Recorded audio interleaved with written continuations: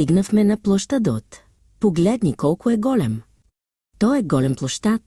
Мейдана уластек. Ne kadar büyük olduğuna bak. O büyük bir meydan.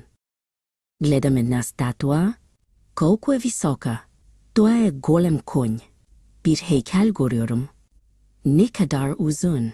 O büyük bir at. Ajde да го поминеме мостот. Дедо Емин вели, овој мост е много стар. Hadi köprüyü geçelim. Dede Emin diyor ki, Biyu köprü çok eski. Сега сме во старата чаршија. Ова е стар дел на градот, полн со мали улички. Şimdi eski Karşıya'dayız. Burası şehrin eski bir kısmı, küçük sokaklarla dolu. Гледам еден дукан.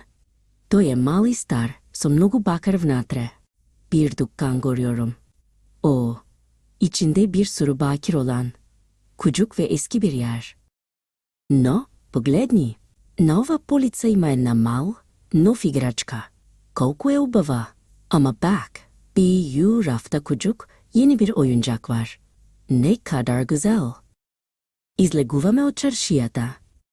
Гледам много стара сграда и до нея една nova. Karşıdan çıkıyoruz.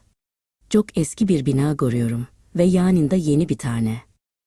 Дедо Емин е малко уморен. Наоѓаме една мала клупа за одмор. Dede Emin biraz yorgun. Dinlenmek için küçük bir bank buluyoruz. Денес видовме много голем и убав град. Ми се допаѓа моето мал ново богатство. До гледање Скопје. Bugün çok büyük ve güzel bir şehir gördük. Küçük, yeni hazinemi sevdim. Güle güle, Üsküp.